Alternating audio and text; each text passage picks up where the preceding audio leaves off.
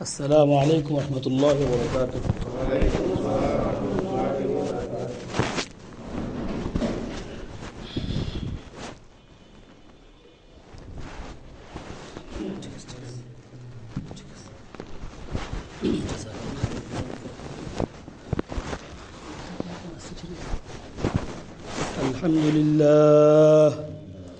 الحمد لله نحمده ونستعينه ونستغفره ونؤمن به ونتوكل عليه ونعوذ بالله من شرور أنفسنا ومن سيئات أعمالنا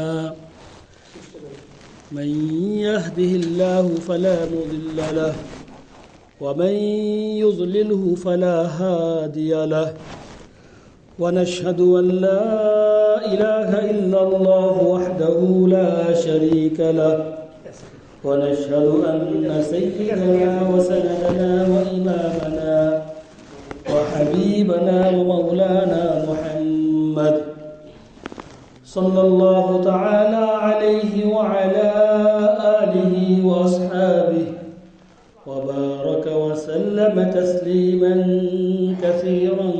كثيرا أما بعد فقد قال الله تعالى في كلامه المجيد أعوذ بالله من الشيطان الرجيم بسم الله الرحمن الرحيم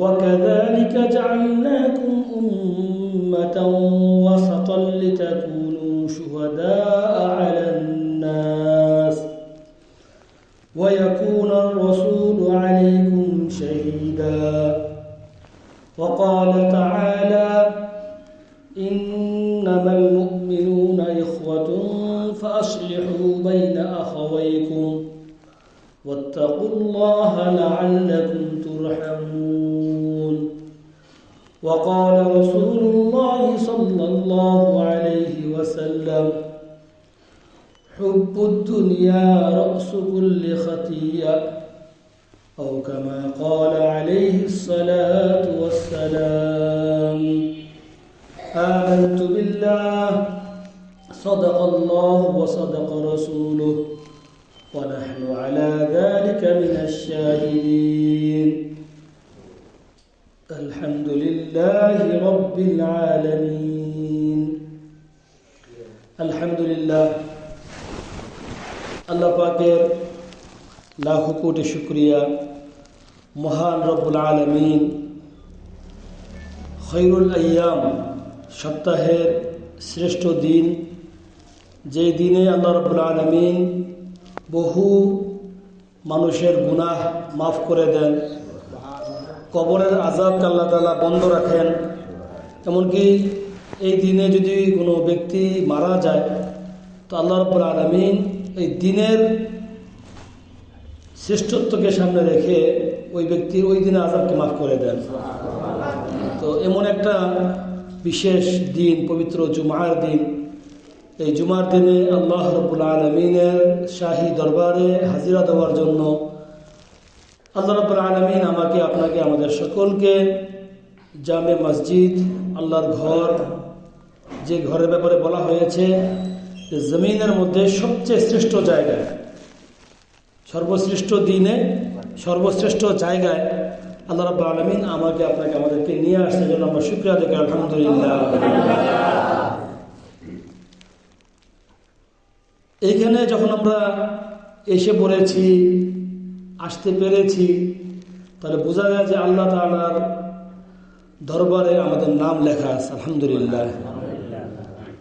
কারণ এই সফগুলো এই ঘরগুলো আর এই জায়গাগুলো সবার জন্য অনুমোদিত না। আমরা বলি যে আমরা ফজরের নামাজ ছেড়ে দিছি, জোহরের নামাজ ছেড়ে দিছি, আসরের নামাজ ছেড়ে দিছি। असल में तुमने नमाज नहीं छोड़ी बल्कि नमाज ने तुमको छोड़ दिया। তুমি নামাজ ছাড়ছো বিষয়টা এমন না, নামাজ তোমাকে ছেড়ে দিয়েছে। তোমার নসিব এতটাই খারাপ হয়েছে যে তোমার নসিবে আপনার নামাজ আলহামদুলিল্লাহ, আল্লাহ রাব্বুল আলামিন আমাদেরকে ফজরের নামাজ মসজিদে জামাতের সাথে আদায় করা তৌফিক দান করেন, জোহরের নামাজ, জুমার নামাজ, আসরের নামাজ, এই যে নামাজগুলো আছে, এই নামাজ আল্লাহ রাব্বুল আলামিনের একটা বিশেষ বিধান, যেটা একমাত্র যারা কালিমা তাইয়্যিবা লা ইলাহা ইল্লাল্লাহ মুহাম্মাদুর রাসূলুল্লাহ এই কালিমা বললে ওনাদের জন্য আল্লাহ তাআলা ফরজ করছেন। পৃথিবীতে অন্য কোনো ধর্ম, কোনো মাযহাব এরকম নাই যে ধর্ম মাযহাবের মধ্যে নামাজ আছে, একমাত্র ইসলাম ধর্মের মধ্যে। এজন্য রাসূলুল্লাহ সাল্লাল্লাহু আলাইহি ওয়াসাল্লাম বলেছেন যে ফরকুল মুসলিম আল কাফির, কাফের এবং মুসলমানের মধ্যে পার্থক্য সৃষ্টি করে দেয় নামাজ। তারাও খাওয়া দাওয়া করে, আমরাও খাওয়া দাওয়া করি, তারাও কাপড় চোপড় পরে, আমরাও কাপড় চোপড় পরি, তারাও বাজারে যায়, আমরাও বাজারে যাই, হ্যাঁ, অনেক কিছুতেই আমরা শরীক আছি। কিন্তু এই নামাজের বিধানের মধ্যে একমাত্র মুসলমানদেরকে আল্লাহ তাআলা এই বিশেষত্ব দান করছেন, যে নামাজের ব্যাপারে বলা হয়ে থাকে as-সালাতু মি'রাজুল মুমিনিন। যদিও হাদিস হিসাবে না, এটা একটা বাক্য, as-সালাতু মি'রাজুল মুমিনিন, as-সালাতু ইমাদুদ্দিন। নামাজ হচ্ছে আমার দ্বীনের খুঁটি, দ্বীনের স্তম্ভ। এই যে ঘরটা দাঁড়ায় আছে, মসজিদ ঘরটা বা আমাদের বাসা বাড়ি, সর্বপ্রথম কিন্তু আমরা এর ফাউন্ডেশনের দিকে নজর দিই, যে এর খুঁটিগুলো কতটা মজবুত হবে, এর বিমগুলো কত উঁচু হবে, উন্নত হবে। অনেকে বলে যে ভাই ভূমিকম্প পয়সা অসুবিধা নেই, আমাকে বিল্ডিং কিন্তু খুব মজবুত, আশা করি সমস্যা হবে না। তো ভিত্তির উপরে কি করে মানুষ বড়াই দেয়। আমি মুসলমান, আমার ভিত্তি কিসের উপরে, আমার আল্লাহর সাথে আমার সম্পর্ক কিসের উপরে? এই সম্পর্কটা প্রকাশ পায় আমার নামাজের সাথে আমার কতটুকু সম্পর্ক আছে। আলহামদুলিল্লাহ, অত্যন্ত সৌভাগ্য আমাদের, আল্লাহ রাব্বুল আলামিন আমাদেরকে আল্লাহ রাব্বুল আলামিনের এই শাহী ফরমান, এই হুকুমকে পালন করার সৌভাগ্য দান করেছেন। আলহামদুলিল্লাহ, আমরা আপনাদের এই এলাকায় এসেছি, কয়েকজন আলেম আসছে, আরও আসছে আমার সাথে ওলামায়ে কেরাম, মুফতিরা আসছে। এর মূল কারণ হচ্ছে আমাদের অত্যন্ত স্নেহভাজন আমাদের শাগরেদ হাফেজ মাওলানা শরীফুল ইসলাম সাহেব। উনি সবসময় তার এই এলাকাকে নিয়ে ফিকির করেন, আর এই ফিকিরের একটা অংশ হিসেবে তিনি চেষ্টা করেন যে ওয়াক্তান ফাওয়াক্তান, সময়ে সময় যেন এখানে আলেম ওলামাদের আগমন হয়, সময়ে সময়ে যেন আল্লাহ ওয়ালারা এখানে আসে। আল্লাহ ওয়ালাদের আগমনের দ্বারা ওই এলাকার মধ্যে আল্লাহ তাআলা রহমত নাযিল হয়, আযাব গজবের ফয়সালা দিলে আল্লাহ তাআলা আযাব গজবের ফয়সালা উঠায় নেয়। এজন্য আলেম ওলামারা হচ্ছে আমাদের সরে তাজ। এটা আমাদের বুঝে আসুক, আমাদের বুঝে না আসুক। রাসূলুল্লাহ সাল্লাল্লাহু আলাইহি ওয়াসাল্লাম বলেছেন যে ফাজলুল আলিমি আলাল আবিদি কাফজলি আলা আদনাকুম। একজন আলেমের মর্যাদা আল্লাহ তাআলার দরবারে ওই পরিমাণ, যেই পরিমাণ মর্যাদা আল্লাহ রাসূল বলেন যে আমি মুহাম্মদ রাসূলুল্লাহ সাল্লাল্লাহু আলাইহি ওয়াসাল্লামের মর্যাদা তোমাদের মধ্যে একটা নিম্নমানের ব্যক্তি যাকে তোমরা অনেক নিম্ন মনে করো, তার মোকাবেলা আমার মর্যাদা তোমরা মনে করো, একজন আলেমের মর্যাদা হাজারো ইবাদতকারী মাথা থেকে বেশি। এজন্য আল্লাহ রাব্বুল আলামিন পবিত্র কোরআনে কারীমের স্পষ্ট করে এই বিভাজন করেছেন যে যারা ইলম অর্জন করছে, ইলমে ওহী, যে ইলমে ওহীর ব্যাপারে আল্লাহ রাব্বুল আলামিন পবিত্র কোরআনে কারীমের মধ্যে নিজেই বলছেন যে এই ওহীকে আমি পেশ করছি পাহাড়ের সামনে, পাহাড় এটাকে অস্বীকার করেছে। এই ওহীকে আমি পেশ করেছি বাতাসের সামনে, আসমানের সামনে, বড় বড় মাখলুকের কাছে আমি বলছি যে আমার এই কোরআনকে তোমরা ধারণ করো। ফাআবাইনা আন ইয়াহমিলনাহা, আসমান অস্বীকৃত জানাইছে, অপারগতা প্রকাশ করছে, পাহাড় অপারগতা প্রকাশ করছে। পৃথিবীর বড় বড় মাখলুক আল্লাহ তাআলা এই ওহীকে ধারণ করার তারা সাহস করে নাই। ওয়া কানাল ইনসানু যালুমান জাহুলা।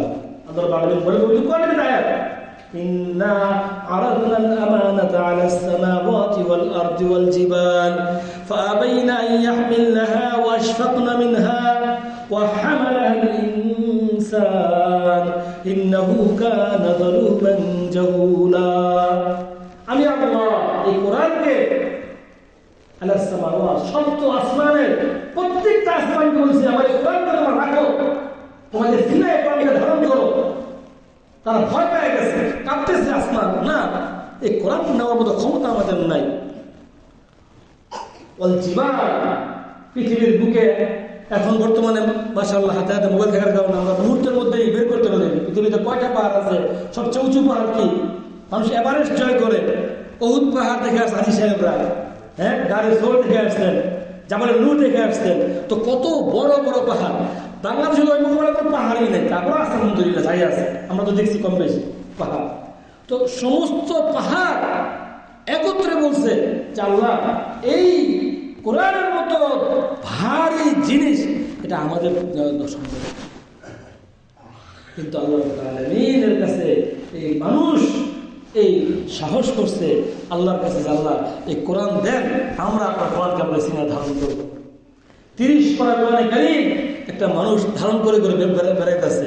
এই হাফেজ সাহেব আমাদের সামনে বসে আছে, তার যদি পুরো দেহ টুকরা টুকরা করে দেখা হয়, কোরআনের ওই মেমোরিটা কোন জায়গায় লুকিয়ে আছে, ওই মেমোরি আমরা খুঁজে পাবো না, কিছুই পাওয়া যাবে কোথায়। তারা 30 পারা কোরআন শরীফ কিন্তু দাঁড়া করে দেওয়া হোক, আলিফ লাম মিম শুরু করবে, জিন্নাতি ওয়ান নাসকে থাকবে, নির্ভুলে কোরআন শরীফ পড়াওয়ালা বহুত হাফেজ আছে আলহামদুলিল্লাহ। ছোট ছোট বাচ্চারা 10 বছর 11 বছর বয়স 30 পারা কোরআন শরীফ তারা পড়ে ফেলতেছে। কিভাবে আল্লাহ তাআলা এই সিনাগুলোকে আল্লাহ চয়ন করছেন। আল্লাহ নিজেই বলেন সুম্মা আওরাসনাল কিতাব আল্লাযীনা ইসতাফাইনা মিন ইবাদিনা, এই কিতাবের ওয়ারিস অধিকারী আমি তাদেরকেই বানাইছি আমার বান্দাদের মধ্য থেকে, যাদেরকে আমি চুনে বেছে, যাদেরকে নির্বাচন করেছি আমি আল্লাহ, কোন ইলেকশনের মাধ্যমে না, আমি আল্লাহ যাদের দিলগুলোকে চয়ন করছি, এই সিনাগুলোর মধ্যে কোন সিনার মধ্যে আমি আমার কোরআনকে রাখবো আমি আল্লাহ চয়ন করছি। আলহামদুলিল্লাহ। এই যে আমাদের ছোট কৃষ্ণনগর যে এলাকা, আমি এসে খবর পেলাম যে মাশাআল্লাহ ইতিমধ্যে 4-5 জন আলেম এখানে আছেন এই এলাকায়, জাল হাফেজ আমাদের মাওলানা আসলে আগে থেকে আমাদের মহব্বত পরিচয় আছে, সাইফুল ইসলাম সাহেব আছেন, তারপরে আরো আছেন। উনি বলতেছিলেন আমাকে যে এটা তো আপনাদের সৌভাগ্য, এই লোকগুলো যতদিন আপনাদের মাঝে আছে ইনশাআল্লাহ আপনারা বিভ্রান্ত হবেন না, আপনারা পথ হারাবেন না, আপনাদের সঠিক পথ দেখাবেন। আমি আমার সাথে কথা বলেছি যে আপনারা কি করতেছেন এলাকার জন্য, এদের জন্য ফিকির করেন, আপনারা ভূমিকম্পে ভীত হয়ে যান। কসম করে বলতেছি যে এলাকার মধ্যে কোরআন পড়ানোওয়ালা থাকবে, যে এলাকার মধ্যে কোরআনের প্রতি মহব্বত করানোওয়ালা থাকবে, ওই এলাকাকে আল্লাহ ধ্বংস করবে না। আমরা কেন দৌড়ে গেলাম? আমরা তো একটা কুকুর তো বুঝে, একটা কুকুরকে যখন কেউ ইট নিয়ে দৌড়ান দেয় সে কি করে? সে যে মারতেছে তার দিকে দৌড় দিতেছে, তার দিকে দৌড়বে। বিশাল বড় সুনামি হয়েছে, সমস্ত এলাকা তছনছ করে ধ্বংস হয়ে গেছে, মসজিদগুলো ঠায় দাঁড়িয়ে আছে। যারা মসজিদে আশ্রয় নিয়েছে বিন্দুমাত্র আশ্রয় তাদের গায়ে লাগে না। আমাদের এই ঘর আল্লাহ তাআলা বানাইছে তো আল্লাহর কাছে আশ্রয় নেওয়ার জন্য। আল্লাহ বলেন ফাফিরু ইলাল্লাহ, মানে কই পালাস? আমার থেকে পালা, আমি আল্লাহ আছি, মালিকরে চিন। একটা গরু তার মালিককে চিনে, একটা বিড়াল তার মালিককে চিনে, একটা কুকুর তার মালিককে চিনে। আমি আর বান্দা কি হইলাম? আমি আমার রবকে চিনি না, আমার আল্লাহকে চিনি না। আর সারাটা দিন এর সাথে ওর সাথে, ভাইয়ের সাথে, বোনের সাথে, বিবির সাথে, ছেলের সাথে, কত মানুষের সাথে আমার ওই জুবান দিয়ে আমি কথা বলতেছি, যে জুবান আমার আল্লাহ বানাইছে। আমার আল্লাহ এই মুখটার দিকে তাকাই থাকে, বান্দারে আল্লাহ তুমি কখন তাকিয়ে আমার একটু আমার এই মুখটার দিকে আমার আল্লাহ তাকায় থাকে সারাটা দিন। আমার এই জুবান বানালো আমার আল্লাহ, আমার এই চোখ বানালো আমার আল্লাহ, আমার এই দিল বানালো আমার আল্লাহ, আমার এই হাত বানালো আমার আল্লাহ, আমাকে সুস্থ দিল আমার আল্লাহ। আমি সারাটা দিন আমি দুনিয়া নিয়ে ব্যস্ত হয়ে গেলাম, আমার আল্লাহকে আল্লাহ বলে ডাকতে পারলাম না, আমার আল্লাহর কাছে আমি ফিরে আসতে পারলাম না। তো এর থেকে বড় অভাগে আমি কি আছি? আমার এই মুখটা দিকে আল্লাহ তাকায় আছে। আল্লাহ যদি কালকে আমাদের ময়দানে আমাদের ধরে, বান্দারে তুই তো অনেক কিছু করলি, অনেক কিছু পড়লি, একটা ছোট চিঠি তো আমিও পাঠাইছিলাম, একটা কিতাব তো আমারও ছিল, ওই কিতাবটা যদি তুই একটু ধরতি, দেখতি, পড়তি, আমাদের অনেকেই আমরা ওজোর পেশ করি যে হুজুর আমি তো আরবি পড়তে পারি না, আমার তো আরবি পড়ার নিয়ে নেই। মোহতারাম, দিনের মধ্যে যদি দরদ থাকে, মায়া থাকে, আপনার পড়া জরুরি না, আপনি কোরআনটা কিন্তু ধরেন। হযরত আশরাফ আলী থানভী রাহমাতুল্লাহ আলাইহি তার কিতাবের মধ্যে বর্ণনা রেখেছে, একজন কৃষক হাল চাষ করতে গিয়ে তার ক্ষেতের মধ্যে কোরআনের একটা পৃষ্ঠা পেয়েছে। কোরআনের পৃষ্ঠা সবাই চেনে, আরবি ভাষাটা। আমার মনে আছে ছোটবেলার ঘটনা, আমার ওই যে সরেজামি কিতাব আছে, ওটা তো আমাদের আরবিতে লেখা থাকে, কিন্তু ওটা ব্যাকরণের উপরে বাসায় এনে রাখছে। শীতের দিন দেখি আম্মা উজু করে আসছে, উজু এই সময় সকালবেলা 10টা 11 ওদের কোরআন শরীফটাই থাকছে সাধারণ। তারপর আম্মাটা তো কোরআন শরীফ তো একটা আরবি কি দেখা উজু ছাড়াও ধরা যায়, অসুবিধা নেই। তো সাধারণ মানুষ যারা আছে, যারা আমাদের মতো যারা এই জায়গায় লেখাপড়া করা নাই, তাদের আরবি প্রতি একটা মহব্বত ভালোবাসা আছে।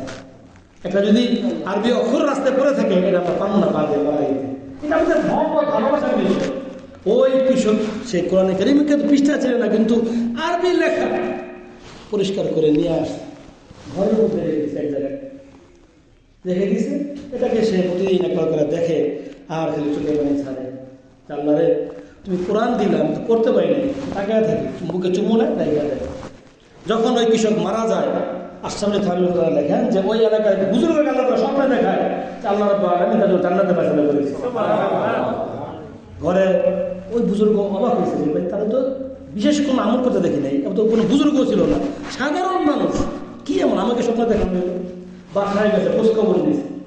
তো তার স্ত্রীকে জিজ্ঞেস করলো যে দেখো সত্য করে বলো, সে তার কোনো গোপন আমল আছে না? সাধারণ কোনো গোপন আমল তো আমাদের জানার মধ্যে নেই। বলেন যে না, অবশ্যই না কোনো গোপন আমল থাকতে পারে, একটু চিন্তা ভিত্তি করে বলো। হ্যাঁ, প্রতিদিন কাজে যাওয়ার সময় এই পাশের রুমটায় বসে কতক্ষণ কান্নাকাটি করতো, এটা দেখছি। তো আমি তো মনে করছি যে এমনি কোনো একটা মৃত আত্মীয় কথা মনে পড়ছে। তবে একটা কাগজ দেখতাম, ওই মহিলা তো স্কলারশিপ করতে পারে না, একটা কাগজ দেখতাম, কাগজটা সামনে নিয়ে টানত, বলে কাগজটা বের করে ওই বুজুর্গ আছে দেখেন যে কাগজটা আছে, এটা কোরআনে কারীমের। কোরআনে কারীমের পৃষ্ঠাকে মহব্বত করে আল্লাহ তাআলা তাকে জান্নাত পর্যন্ত নিয়ে গেছে। দারসুল নাফি মানাম্বার বারকে বুলদার হুয়ে বুল। শায়ের বলেন যে আল্লাহ বলতেছেন আমি আমার কথার মধ্যে লুকিয়ে আছি রে বান্দা, তুই আমাকে দেখতে চাস, আমাকে ভালোবাসতে চাস, ও আমার বান্দা রে তুই আমার কোরআনের কাছে ফিরে আস, আমি এখানে লুকিয়ে আছি। ইমাম আহমদুল হাম্বল রহমতুল্লাহ আলাইহি কথা কিতাবে লেখে, ইমাম আহমদুল হাম্বল রহমতুল্লাহ আলাইহি 100 বার তার স্বপ্নের মাধ্যমে আমার সাথে সাক্ষাৎ হয়েছে। 99 বার যখন তিনি দেখছেন, তখন তার মধ্যে অনুভূতি তৈরি হলো যে আরে আল্লাহ কিন্তু আসলে জিজ্ঞেস করা দরকার ছিল যে কোন আমল আছে যে আমলের মাধ্যমে আমি আল্লাহ তাআলা খুব প্রিয় মহব্বত হতে পারি, জিজ্ঞেস করবো আল্লাহকে। তো 100 বারের সময় ইমাম আহমদুল হাম্বল রহমতুল্লাহ আলাইহি আল্লাহকে প্রশ্ন করছেন, আল্লাহ যে আমি কি আমল করলে আপনার কাছে যেতে পারবো? আল্লাহ রাব্বুল আলামিন বলেন যে উতলুল কোরআন, তুমি কোরআন তেলাওয়াত করো, কোরআন তেলাওয়াতের মাধ্যমে তুমি আল্লাহর পরিবারের লোক হয়ে যাবে। মুহতারাম হাজিরিন, আল্লাহ পাকের মেহেরবানি যে আমাদের এই ছোট গ্রামটার মধ্যে আল্লাহ রাব্বুল আলামিন বিশেষ কিছু আলেম দিয়ে দিয়েছে আপনাদের এই এলাকার। হ্যাঁ, এই আলেমগুলোকে আমরা কদর করব, তাদেরকে আমরা যদি কিছুই করতে না পারি, অন্তত আমাকে দিল দিয়ে তো মহব্বত করতে পারি, দিলটা তো মহব্বত করতে পারি। আমি আসার সময় আমার সাথে একজন মাওলানা আসছেন, ওনাকে বলতেছিলাম বাসে বসে বাসা গেল যে দেখেন পৃথিবীতে অনেক কিছু আবিষ্কার হয়েছে, মানুষ তার জ্বর শরীরের তাপমাত্রা মেপে ফেলে, তার চোখের পাওয়ার মেশিন লাগাই দিয়েছে, কতটুকু তার পাওয়ার লাগবে ওই মেশিন কিন্তু বলে দিতেছে, আর সে অনুযায়ী তাকে কাজ লাগায় ওই পাওয়ারের সহযোগিতা করতেছে, ঠিক কিনা?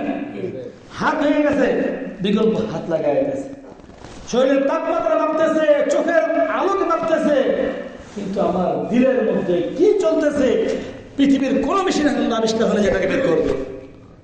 ইন্নাল কলবা বাইনা আসাবিয়াতির রহমান, ইবনে মাজাহ শরীফের মধ্যে আছে যে মানুষের অন্তরটা আল্লাহ তাআলার দুই আঙ্গুলের মাঝখানে, ওখানে ঘুরতে আসে। দিলের মালিক কে?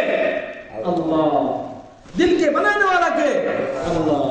এজন্য হযরত আদম আলাইহিস সালাম থেকে নিয়ে মুহাম্মদ রাসূলুল্লাহ সাল্লাল্লাহু আলাইহি ওয়াসাল্লাম পর্যন্ত যত আম্বিয়া আলাইহিস সালাম গেছে, সকলের মেহনত ছিল এই দিলকে নিয়ে, দিলকে নিয়ে।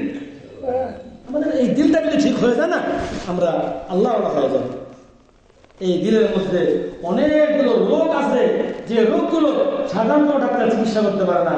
আমার দিলের মধ্যে হিংসা ঢুকে আছে, আমার দিলের মধ্যে বিদ্বেষ ঢুকে আছে, আমার দিলের মধ্যে অপরের প্রতি লোভ ঢুকে আছে, অপর সম্পদের প্রতি, আমার দিলের মধ্যে আরেকজনের প্রতি বিদ্বেষ ঢুকে আছে, শত্রুতা করি আমি, ঘৃণা। এগুলা আল্লাহ রাসূলের শিক্ষা না। রাসূলুল্লাহ সাল্লাল্লাহু আলাইহি ওয়াসাল্লাম বলেন, লা তাবাগাদু ওয়ালা তাহাসাদু ওয়ালা তাজাসাদু ওয়া কুনু ইবাদাল্লাহি ইখওয়ানা। আমাদের একটাই পরিচয়, আমরা মুহাম্মদ রাসূলুল্লাহ সাল্লাল্লাহু আলাইহি ওয়াসাল্লামের উম্মত। এটাই ছিল আমাদের প্রথম পরিচয়। আজকে মুসলমান ভাগ হইতে হইতে হইতে হইতে কত রকমের যে ভাগ হয়েছে শেষ নাই। কাফের মুশরিকরা খুশি হইতেছে। এখানে মাশাআল্লাহ শিক্ষিত অনেকে আছেন, তারা ইতিহাস পড়ছেন। 200 বছর যখন নাকি ইংরেজ বাহিনীরা ভারতবর্ষে রাজত্ব করে গেছে, পরাজয় যখন তারা পালায় যাচ্ছিল, তখন তারা বলছিল যে আমরা তো চলে যাচ্ছি, কিন্তু আমরা এমন কিছু বীজ বপন করে দিয়ে গেলাম যে মুসলমানরা শান্তিতে থাকতে না পারে। আমাদেরকে এই যে ওদের উসুলি ছিল ডিবেট অ্যান্ড রুলস, অর্থাৎ ডিবেট বাঁধাও, শাসন করো, চাই ভাই যতদিন একত্রে থাকবে শক্তি, কেউ পারবে না তাদেরকে এই এলাকায় কিছু করতে। এখন তৃতীয় পক্ষ কি করতেছে যে এদের বিভেদ লাগে, এই ভাইয়া ভাইয়া যখন মিল নষ্ট হয়ে যাবে, আমরা তখন শত্রুপক্ষ অটোমেটিক আমরা তাদের সফলতা লাভ করবো। আজকে মুসলমানদের মাঝে এই বিভেদটা ঢুকে দেওয়া। আর প্রথমে দেখিস আমার দলের লোক কিনা, আরে দল তো একটাই, দল তো একটাই। উলাইকা হিজবুল্লাহ আলা ইন্না হিজবাল্লাহি হুমুল মুফলিহুন। আমরা তো আল্লাহর লোক। আপনি যে আল্লাহকে মানেন, আমি সে আল্লাহকে মানি। আপনি যে রসুলকে মানেন, আমি সে রসুলকে মানি। আমাদের রসুল এক, আমাদের আল্লাহ এক, আমাদের কোরআন এক, আমাদের মাযহাব এক। কেন এত ঘৃণা, কেন এত ঘৃণার চর্চা, কেন এত নফরত, কেন এত বিদ্বেষ?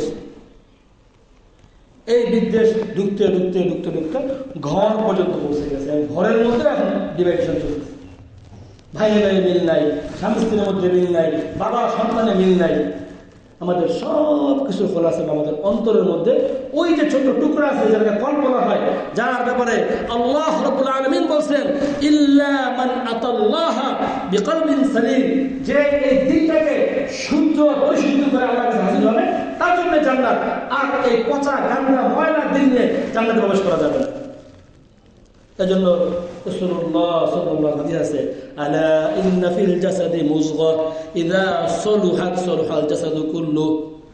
হে আমার উম্মতেরা, তোমাদের অন্তরে, তোমাদের এই শরীরের মধ্যে একটা টুকরা আছে, বস্তুর টুকরা।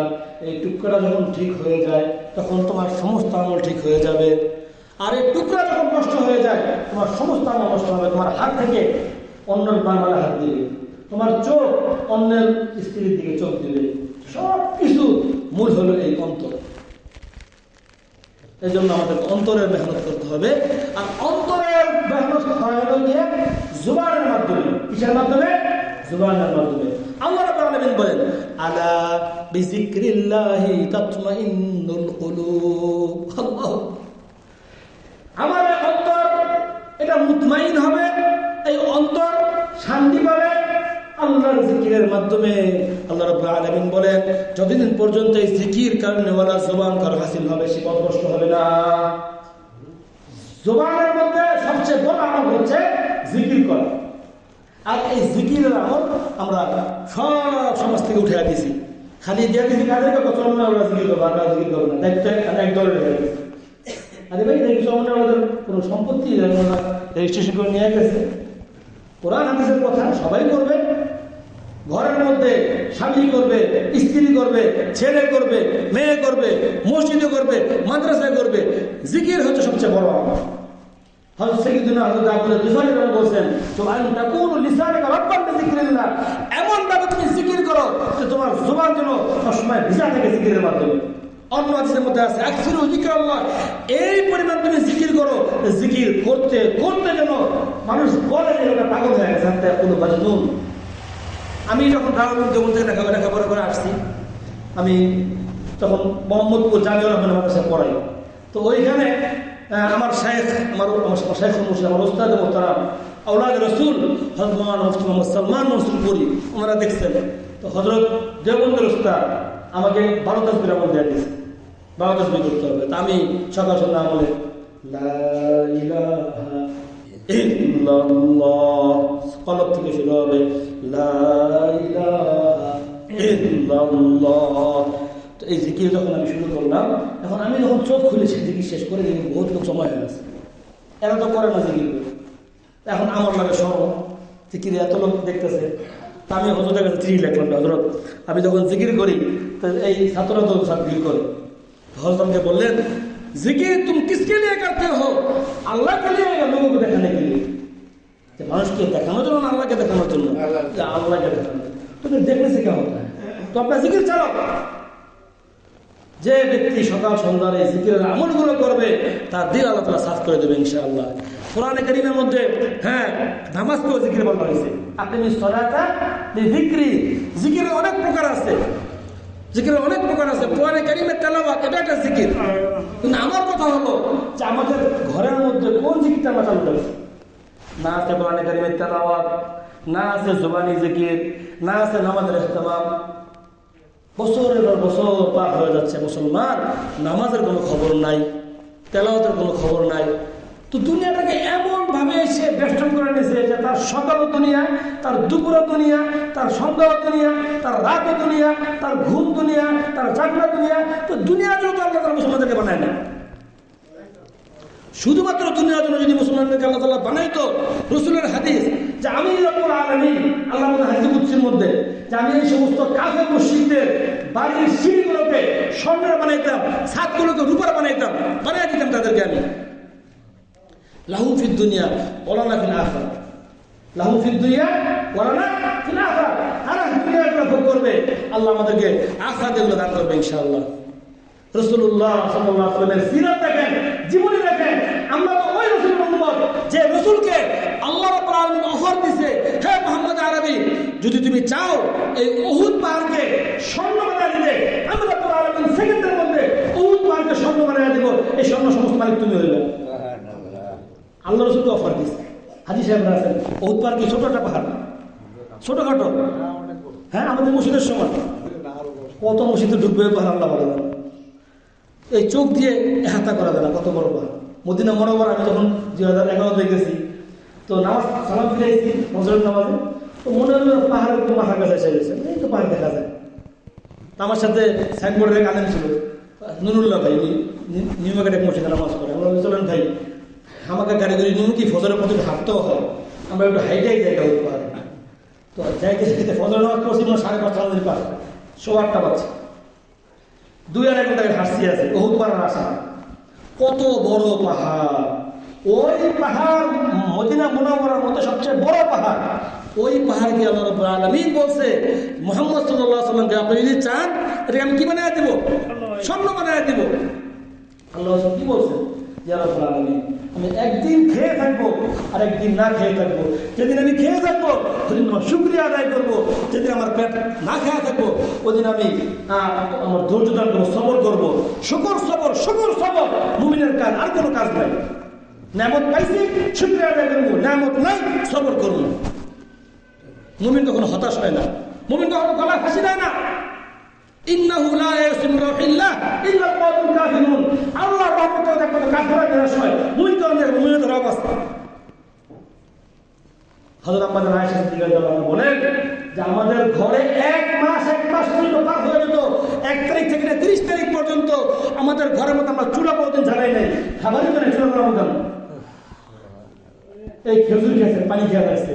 আম্মা আয়েশা রাদিয়াল্লাহু আনহা হাদিস কালকেও পড়াইলাম, মুফতি সাহেবরা মৌলানা পড়ে আসছে। আমাদের আয়েশার কথা, সাহাবায়ে কেরাম খন্দকের যুদ্ধের সময় এখানে অনেক মাশাআল্লাহ আলেম ওলামা আছে। খন্দকের যুদ্ধে রাসূলুল্লাহ সাল্লাল্লাহু আলাইহি ওয়াসাল্লাম সাহাবায়ে কেরাম আসলেন, ইয়া রাসূলুল্লাহ খন্দক খুঁড়তে খুঁড়তে আমরা আর পারতেছি না, ক্লান্ত হয়ে গেছি। দেখেন একটা মানুষ সোজা হয়ে থাকবে, তার পেটে খাবার নাই, 4-5 দিন হয়ে গেছে পেটের মধ্যে কোনো খাবার নাই। সাহাবায়ে কেরাম জামা শুনে রাসূলুল্লাহ পেটের মধ্যে পাথর বাঁধা। রাসূলুল্লাহ সাল্লাল্লাহু আলাইহি ওয়াসাল্লাম বললেন, সাহাবারা রে তোমরা তো এই কয়দিন যাবত আমরা খন্দক করতেছি, তোমরা খানা খাও না। আমি মুহাম্মদের আগে থেকে 1 সপ্তাহ খানা খাইতাম, আপনাদের 2টা বাচ্চা তোমরা একটা পাথর বেঁধে আসো, আর আমার পেটে কয়টা পাথর? দুইটা পাথর। ওই পেটে পাথরওয়ালা বাংলাওয়ালা নবীর উম্মত যেখানে বসে আছে, ওই উম্মতের কেন এসি লাগবে? ওই উম্মতের কেন 10 তলা বিল্ডিং লাগবে? ওই উম্মতের ঠিকানা দেখতে আমাদের কবরে দেখতে হবে, যেখানে পাঁচটা শুয়ে আছে আমার দাদা নানা আমার আত্মীয় স্বজন শুয়ে আছে, ওই ঠিকানাটা আমার অপেক্ষায়। আমার এই দেহটা আমি এসিতে পালি, আর ভার্সিটিস গাড়িতে রাখি, আর 10 তলা বিল্ডিং এ রাখি, সব আমার এখান থেকে রাখবেন। আমার ঠিকানা তো একটাই, মুহাম্মদ রাসূলুল্লাহ সাল্লাল্লাহু আলাইহি ওয়াসাল্লাম। ওই পেটে পাথর বান্দাওয়ালা উম্মতরা কেন সেই সুন্নতকে ভুলে গেছে? ওটা তো আমার রাসূলের আদর্শ। রাসূলুল্লাহ সাল্লাল্লাহু আলাইহি ওয়াসাল্লামের কামরায় সাইয়্যিদুনা হযরত ওমর ইবনে খাত্তাব রাদিয়াল্লাহু ঢুকছেন, সিরাতে কিতাবে লেখা রাসূলুল্লাহ সাল্লাল্লাহু আলাইহি ওয়াসাল্লাম শুয়ে আছেন চাটাইয়ের মধ্যে, চাটাইয়ের দাগগুলো পিছের মধ্যে দাগ দাগ দাগ দাগ করে আছে। ওমর দেখে তার চোখ দিয়ে তরকারি করতেছে, ইয়া রাসূলুল্লাহ, ইরানের সম্রাটের এবং মহারাষ্ট্র রোমান সাম্রাজ্যের এত সম্পদ, আর আপনি এই মদিনার বাদশা হয়ে আপনার একটা তোষক নেই, একটা বিছানা নাই, আপনার পিঠের মধ্যে চাটাই দাগ করে আছে। ওমরের চোখ দিয়ে দরদর করে পানি পড়তেছে। ওমরে লাহুম ফিদ দুনিয়া, তারা দুনিয়ায় ভোগ করবে, ওয়ালানা ফিল আখিরাহ, আখিরাতে ভোগ করবে ইনশাআল্লাহ। আল্লাহ রাসূলকে একদিকে আল্লাহ অফার দিয়েছে সন্ন্যাত পাহাড় দেওয়ার জন্য, আর উনি কি করতেছেন পেটে? কাদের জন্য? এই উম্মতের জন্য। উম্মত যেন কষ্ট না পায় যে আমার নবী থেকে গেছে আরাম এসে আর আমি কষ্ট করতেছি। হ্যাঁ, আল্লাহ নবী পাবে দেয় হালাল উপার্জন, হালাল পথে শুকরিয়া। সাহাবায়ে কেরাম ছিল, ওসমান গনি, আব্দুর রহমান আউফ, আবু বকর সিদ্দিক, সবাই মালদার ছিলেন, কিন্তু একটা পয়সা জগতে হারাম ছিল। আজকে মুসলমানরা হালাল হারামের পার্থক্যটা ভুলে গেছে। আল্লাহ তাআলা বলেন লা ইয়াদখুলুল জান্নাতা, ওই শরীর ওই দেহ জান্নাতে প্রবেশ করবে না মান গুযিয়া বিল হারাম, যে শরীরকে খাদ্য দেওয়া হয়েছে হারাম খাদ্য থেকে। একজনের হুজুর আমি তো খাদ্য খাই না, আমি রাবণ শুকুর দিই, বাহ, যুক্তি দেখেন। আজকে আমার হালাল হারামের তমিজ নেই। মোহতারাম হাজিরিন, এই বিষয়গুলো আমাদের সমাজ নষ্ট করে ঘরে ঘরে এখন সংশোধন করে। আগে ব্যক্তি সংশোধন, এরপরে ঘর সংশোধন, এবং শুরুতে যেটা বলে আসছি সেটা হলো যে আমরা পুরা মুসলমানদের একটা পরিবারের মতো। আমার এই দিল যেন কোনো মুমিনের জন্য আমার এই দিলের মতো যেন হিংসা না থাকে, বিদ্বেষ না থাকে। আমি যদি পারি তার উপকার করব, আর যদি না পারি আমার দ্বারা পৃথিবীতে কোনো মাখলুক যেন কষ্ট না পায়। মানুষ তো দূরের কথা, রাস্তায় একটা কুকুর, একটা বিড়াল, একটা মশা, একটা বাসিত বিনা কারণে কষ্ট দেব না। এটাই হলো মুমিনের পরিচয়। রাসূলুল্লাহ সাল্লাল্লাহু আলাইহি ওয়াসাল্লাম বসে আছেন, এক উট নিয়ে এসে আল্লাহ রাসূলের সামনে পড়ে চোখ দিয়ে দর দর করে পানি পড়তেছে। আল্লাহ রাসূল পশু পাখির ভাষাও বুঝতেন। আল্লাহ রাসূল বলতেছে, জানো সে কি বলতেছে? সাহাবায়ে কেরামকে, এর মালিক তার ভালো করে খাবার দেয় না, কাজ করায় বেশি। উট নিয়ে এসে বিচার দিয়েছে আল্লাহ রাসূলের কাছে। রাসূলুল্লাহ সাল্লাল্লাহু আলাইহি ওয়াসাল্লাম ছিলেন রাহমাতুল আলামিন, সকলের আশ্রয়স্থল। আর আজকে এই উলামায়ে কেরাম এর হচ্ছে আপনার আশ্রয়। আজকে মানুষ ওই মিডিয়ার মধ্যে আর সারা বিশ্বের মধ্যে উলামায়ে কেরামকে হিটলার আর জঘন্য জঙ্গি হিসেবে পেশ করে আসলে সাধারণ জনগণকে উলামায়ে কেরামকে বিচ্ছিন্ন করার চেষ্টা করতেছে। আপনারা ময়দানে যারা আছেন আমাদের উঠাবসা করেন, আপনারা বলেন কোন দিন কোন আলেমকে ক্ষতি করছে? যার মধ্যে ওহী আছে সেটার ক্ষতি করতে পারে না, পারবেও না। যদি পারি আমরা আমার জীবন দিয়ে হলো এই উম্মতকে আমরা রক্ষা করবো। যেমন নাকি আদম আলাইহিস সালাম থেকে নিয়ে সমস্ত নবীরা উম্মতকে রক্ষা করে গেছে, উলামায়ে কেরামের জিম্মাদারি মানুষকে রক্ষা করে। আল্লাহ রাসূল বলেন, আমি তোমাদেরকে কোমর ধরে ধরে জাহান্নাম থেকে বাঁচাইতেছি। আজকে উলামায়ে কেরাম এটাই চাই। উলামায়ে কেরাম ছোট কথা বলে নিজের সাথে জন্য বলে, যদি বলে থাকে সে দুনিয়াদার হয়ে গেছে, আর জিম্মাদারিকে অন্য কেউ নিবে না। যাই হোক, আল্লাহ রাব্বুল আলামিন মাশাআল্লাহ আমাদের এই এলাকার মধ্যে মাওলানা শরীফুল ইসলাম সাহেব, সাইফুল ইসলাম সাহেবের মধ্যে যারা আছেন তারা আপনাদেরকে রাহবারি করবেন।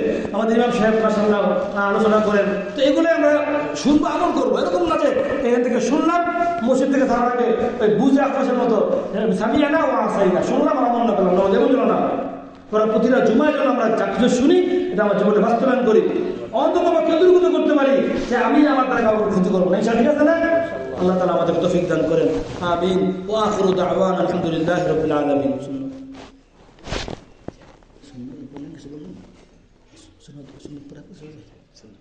শোনাতে কথা বলে দেন। হ্যাঁ, হুজুরের পরিচয় দিয়েছি আপনাদেরকে। এবং যে কথাগুলো বললেন আমাদের সকলকে আমল করার তৌফিক দান করেন। সময় হয়ে গেছে, আমরা যারা সুন্নাত করি সেটা করি। এটাকে দেখতে কইব বাইরে পাঠিয়ে দিবা।